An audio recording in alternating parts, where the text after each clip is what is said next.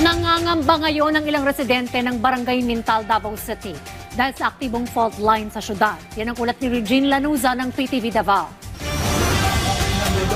Most likely maka-experience mo kusog-kusog na shaking.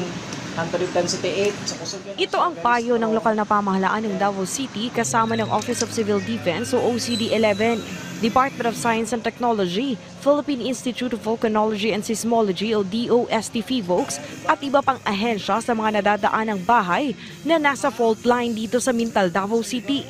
Ito ay kaugnay pa rin sa nagpapatuloy na walk the fault activity ng gobyerno.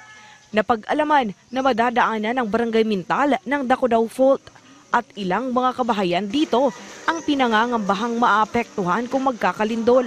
Isa na dito ang bahay ni Mark sa Purok 19 sa Barangay San Gabriel. Ayon dito, ngayong nalaman na niya na kasali ang bahay nila sa fault line ay gusto na sana niyang lumipat ng bahay. Pero wala pa siyang pwedeng malilipatan. Mubuan, wala may choice dyan. Mapuyan sa lang saog. In case huwag na ilinog, kano lang dyan, evacuate na yun. Nadaanan din ng fault line ang bahay ni Fe dito sa nasabing barangay. Kaya nababahala siya.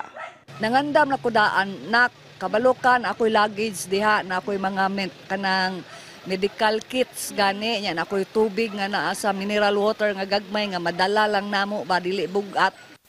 Ayon sa DOST-PHIVOLCS na kung pagbabasehan ang kanilang rekomendasyon ay dapat walang bahay o anumang gusali ang ipapatayo sa lahat ng nadadaanan ng fault line para na rin sa kaligtasan ng mga residente. Pero dahil na rin napatayo na ang mga bahay at iba pang gusali bago isinagawa ang mapping ng fault line ay binigay na lamang nila sa mga residente ang desisyon.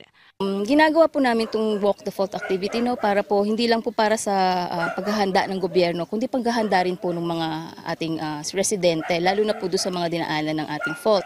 Ayon sa Barangay Mintal, tinatayang nasa 60 household ang nakatayo sa Dacodaw fault line. Kaya may part sa fault line nga kanang kalubinan o ano pa. But for all the katug yung directly na under and very near so mga 60 ka households ang among na kuan karon. Ang walk the fault ay sinasagawa upang malaman ng mga residente kung madadaanan ba ng fault line ang kanilang bahay. Dito sa Davao City, pang-apat na beses na nagsasagawa ng walk the fault ang lokal na pamahalaan.